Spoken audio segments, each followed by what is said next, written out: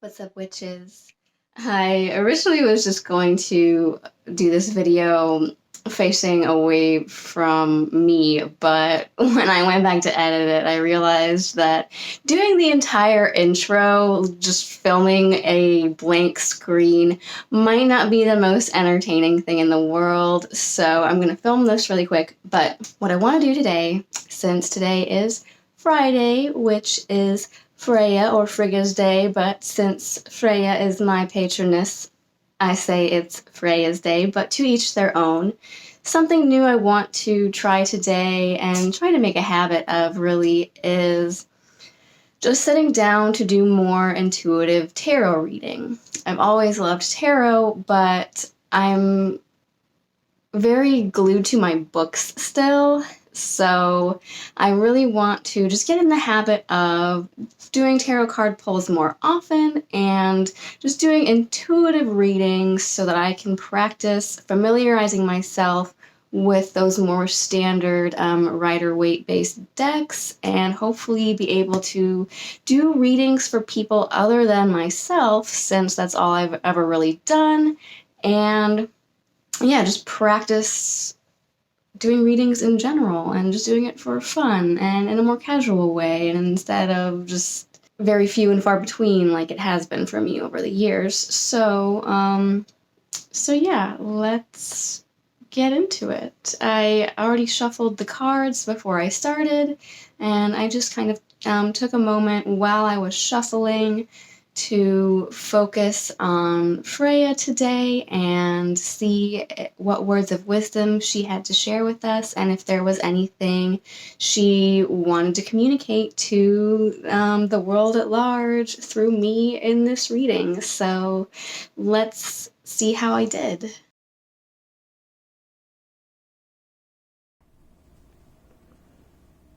Ooh, okay.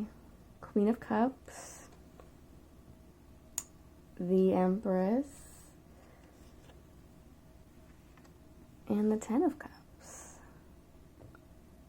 So, just right off the bat, these are very Freya and goddess heavy cards. In general, the suit of cups is usually tied to the elements of water, which in this deck, which is my Tarot of the Golden Wheel, which is like Slavic and Russian folktale based. That's why, this card is in blue and she's wearing blue, kind of sitting in a waterside landscape with some swans, which I have started to really associate swans with Freya, I think because they're also associated with the Valkyrie. So Queen of Cups to me is just Freya all the way. She's here, she's present. She knows I'm asking her for her specific wisdom in this reading today. And then we have next to it the Empress, which is a major arcana card, also very, invoking of those goddess vibes. In this case, it's in more of that spring and summer fertility goddess aspect. So you could say maybe this is leaning more towards the Frigga aspect, but I don't work with Frigga specifically, at least not yet. And so I think this is just more of a continuation, like what these two together say to me. And I think part of why I was just really wanting to do a reading today is we're kind of stuck in the dead heart of winter right now. Where I am in Cornlandia, it's, mid-February. We're into the coldest, bitterest, most miserable part of winter. The holidays are done. There's really nothing fun to look forward to, and this is when the weather really starts to get cold. So I'm stuck inside. It's negative temps with the wind chills out today, and it probably is going to be all weekend. So I know I'm not alone in feeling the seasonal affective disorder right now. I know I'm not alone, especially if you are living in a part of the world where you are experiencing the full brunt of winter right now. It's a little rough. I really miss Freya right now. I felt like her presence and her energy was all over the place back at the end of summer and into fall. And ever since then, I know she's still there. She's still with me when I need to call on her, but in terms of just having those aspects of her as her, fertility goddess present in the world with all the abundant plant and animal life, it's that ain't it right now. So seeing these two cards side by side, this one, Queen of Cups, very cool, blue tone, chill, winter vibes. So this to me says that she is kind of taking a back seat right now. She's sitting on her throne. She's just chilling with her goblet and her swan. And so yeah, maybe this isn't, Freya's most predominant time of year right now, but she's still the Queen of Cups. She's still there. And what I think this Empress card and going into the Ten of Cups card are saying is that this isn't going to last forever. Soon it will be spring. We're going on about a month to go now until Ostara, or, that mid-spring Beltane type celebration, welcoming in the spring and the warmth and the life again.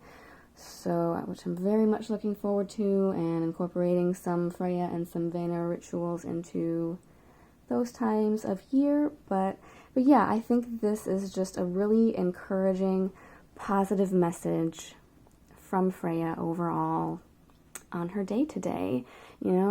It might be a little bit dreary right now. We might be feeling gloomy and isolated, stuck at home on our thrones with our pets. No one but our pets to talk to. Can't really go out of doors as much as I would like right now, but this aspect of Freya is coming, you guys.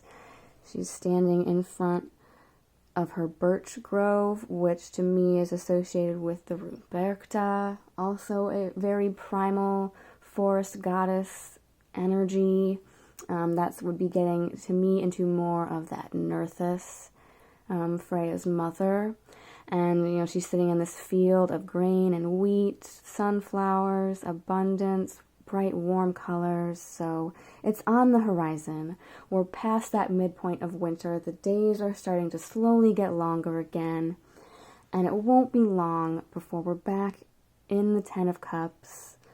You can see here, Ten of Cups. We start with the Ace card and then go through the numbers till we get to 10 before it hits the suit cards with the Page Knight or whatever your deck might have in place of those. So this is almost like the culmination of the Suit of Cups, the embodiment of contentment and fulfillment. As you can see here, it's a happy couple being blessed with abundance and fertility, all those good Vayner vibes. They've got their cat there. Another little wink and nod from Freya.